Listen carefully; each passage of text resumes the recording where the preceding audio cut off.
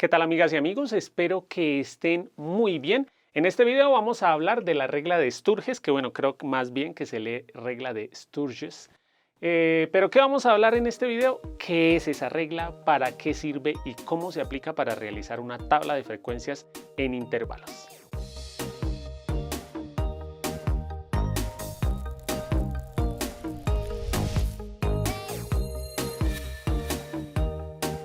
Y pues antes de hablarles de la regla de Sturges, les voy a hablar de para qué sirve, ¿sí? O cómo la vamos a utilizar en la tabla de frecuencias. Bueno, primero que todo fue propuesta por Herbert Sturges. Digo propuesta porque recordemos que para las tablas de frecuencia simplemente lo que estamos haciendo son propuestas de cómo hacer la tabla mejor, ¿sí? Bueno, vamos a hablar de para qué sirve. La regla de Sturges nos sirve para conocer o saber más o menos cuál sería el número de intervalos más exacto que nosotros vamos a utilizar para nuestra tabla. Les voy a dar un ejemplo. Aquí tenemos una tabla de frecuencias en intervalos. ¿Sí? ¿Por qué se sabe que está en intervalos? Pues porque aquí miren que se incluyen varios números en cada clase o en cada intervalo. ¿Sí? Y en este caso, en nuestra tabla, en esta tabla que está aquí en ese ejemplo, hay 1, 2, 3, 4, 5, 6 y 7 intervalos, que se escribe con la letra K o también se puede escribir con la letra C. Generalmente yo utilizo la letra K para el número de intervalos, bueno, que es la letra más utilizada. En este caso, en esta tabla hay 7 intervalos, pero la pregunta sería, bueno, ¿por qué hicimos 7 intervalos y por qué no hacer 6 o por qué no hacer 5 o por qué no hacer 10? Pues simplemente es porque ya hay varias propuestas en las que recordemos, pues primero que todo, ¿para qué sirve una tabla de frecuencias? Porque esa es la razón de hacer en este caso 7 y no 8 o 10, ¿sí? Recordemos que una tabla de frecuencias se utiliza para analizar los datos. Cuando nosotros tenemos los datos, hacemos nuestra tabla y con esa tabla podemos hacer análisis. ¿Cuáles análisis? Por ejemplo, cuando realizamos los gráficos de frecuencias, ¿sí? Para realizar un gráfico, pues nosotros nos basamos en los datos que están en la tabla, ¿sí? Y si el gráfico está bien realizado, pues es entendible para todas las personas. También, ¿para qué se utiliza la tabla de frecuencias? Ya sea en intervalos o simple, se utiliza para realizar los estudios estadísticos, o sea, para encontrar la media, mediana, moda, medidas de dispersión, ¿sí? Todo eso se utiliza con la tabla de frecuencias, ¿sí? Si tenemos una tabla de frecuencias bien hecha, pues esos datos que van a arrojar los resultados de la media, mediana y moda y todo lo que hallemos, pues van a estar un poco más correctos. Bueno, entonces, por eso es que hay varios estudios, hay varias propuestas, como la propuesta de Herbert Sturges, que es, pues, cómo encontrar el número de clases o el número de intervalos más correcto para nuestro estudio. Bueno, entonces, esta es una propuesta que es la más utilizada y pues por eso estoy grabando un video solamente para esto, ¿no? Pero bueno, vamos a empezar ahora sí. ¿De qué es la regla de Sturges? La regla de Sturges pues, fue propuesta por Herbert Sturges y nos dice lo siguiente, que el número de clases que nosotros tendremos que hacer en nuestra tabla depende de el número de datos que tengamos y se realizaría la siguiente fórmula, que esta es la fórmula de la regla de Sturges. 1 más logaritmo en base 2 de m, estoy escribiendo las letras que él propuso, ¿sí? Yo no utilizo la C, no utilizo la M, ya les digo cuáles letras utilizo. Él nos dice que el número de clases o el número de intervalos estaría dado por 1 más el logaritmo en base 2 de m, que ¿qué es m? M es el número de datos de la muestra o el número de datos de la población, ¿sí?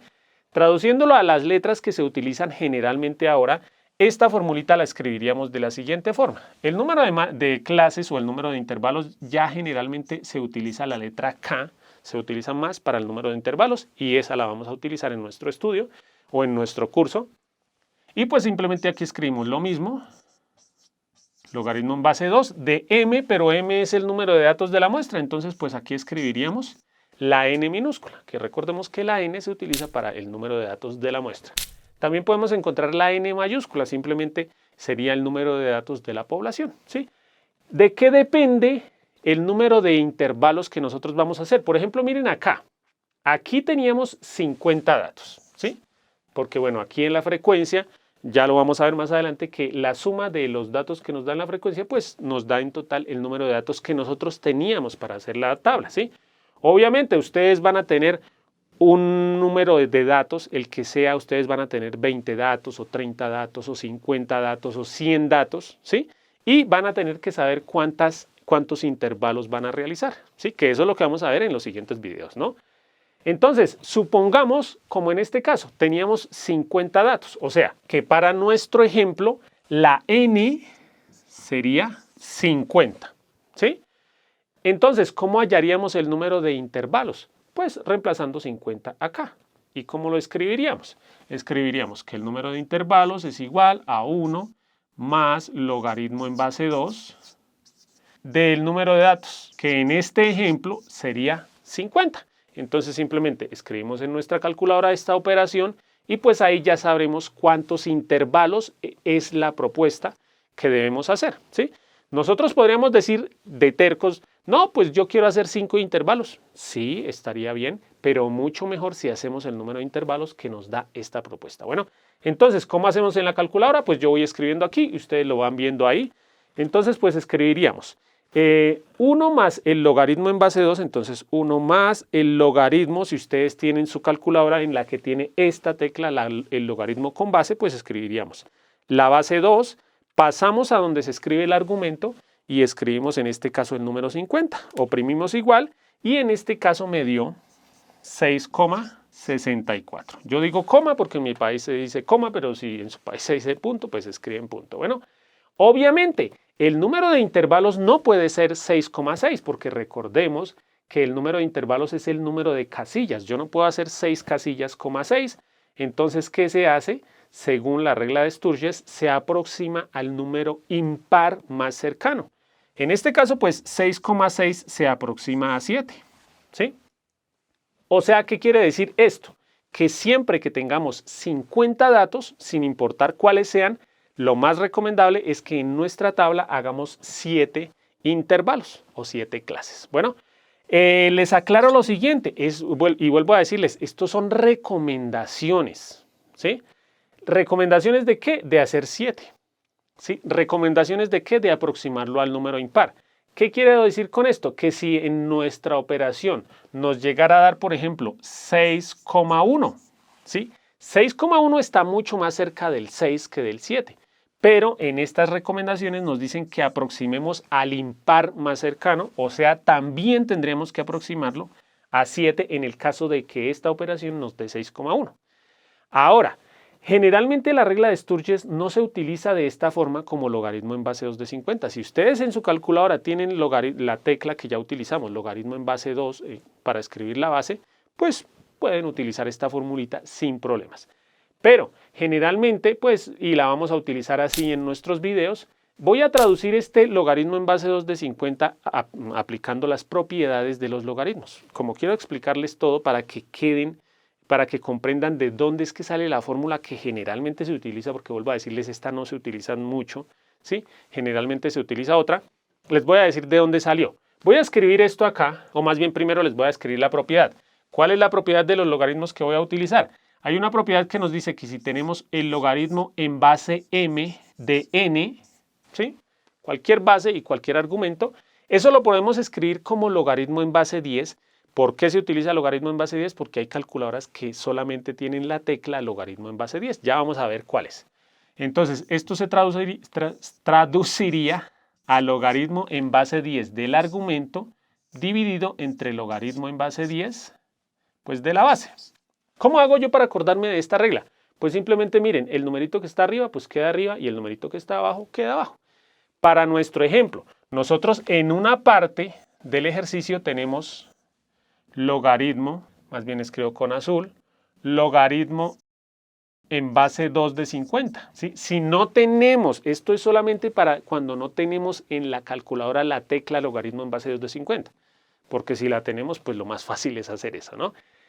Si no tenemos esa tecla en nuestra calculadora, pues escribimos logaritmo en base 10 de 50 sobre logaritmo en base 10 de 2, ¿sí? Miren que yo estoy diciendo aquí logaritmo en base 2, logaritmo en base m, y aquí miren que no estoy escribiendo el número 10, a pesar de que estoy diciendo logaritmo en base 10. Acordémonos que cuando es logaritmo en base 10, no se escribe la base.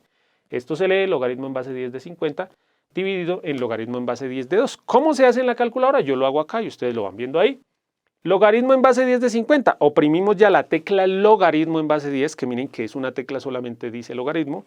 10 de 50. Si a ustedes como a mí se les abre paréntesis, pues cerramos ese paréntesis y escribimos dividido en el logaritmo en base 10 de 2. Volvemos a cerrar paréntesis igual y eso nos da 5,64. ¿Sí?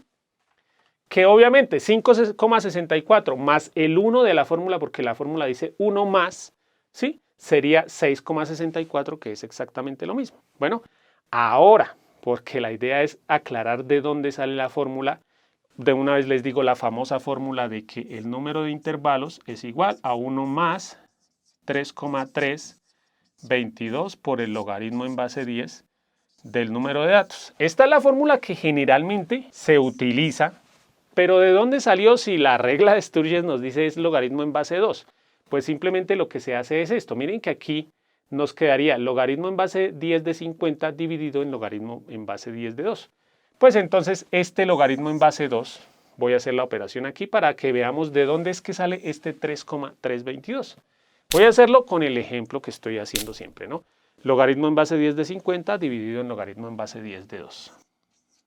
Lo que se hace, pues para aclarar de dónde sale ese 3,322, lo que se hace es separar esto, ¿sí? Vamos a escribir el logaritmo de 50 aparte multiplicado por el logaritmo de 2 aparte, pero obviamente el logaritmo de 2 está abajo, entonces lo escribiríamos como 1 dividido en el logaritmo en base 10 de 2. Obviamente si hacemos esta operación pues nos da esto, ¿no? Porque pues aquí nos quedaría sobre 1, logaritmo en base 10 de 50 por 1 pues es logaritmo en base 10 de 50 y 1 por logaritmo en base 10 de 2 pues es logaritmo de 2, ¿sí?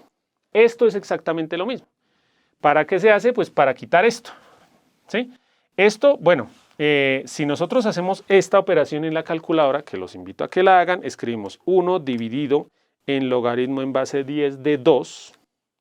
Y si escribimos igual, miren que nos da el famoso 3,3219, pero se aproxima a 22. O sea, miren que esto se convertiría en logaritmo en base 10 de 50 multiplicado por 3,322 aproximando. Entonces este 3,322 se pasa para el comienzo y para hallar el número de marcas de el número de clases o el número de intervalos, pues nos quedaría la fórmula 1 más esto, 3,322 por el logaritmo en base 10 de 50, que si lo traducimos a la fórmula, pues simplemente aquí escribiríamos todo igual por el logaritmo en base 10 del número de datos que tengamos. Y esta es la famosa fórmula de Sturges. Ya saben ustedes, la pueden utilizar con el logaritmo simplemente 1 más logaritmo en base 2 del número de datos o, como la vamos a utilizar en este video, en nuestro curso, 1 más 3,322, pero ya saben de dónde sale ese 3,322, sale de la división de 1 entre logaritmo en base 10 de 2, multiplicado por el logaritmo del número de datos. Y esta es la formulita que vamos a utilizar en los siguientes videos. Y bueno, espero que te haya gustado mi forma de explicar y la idea es que aprendas más de lo que te explican en tu colegio, en tu universidad y que sepas el porqué de cada cosita que te explican, ¿no?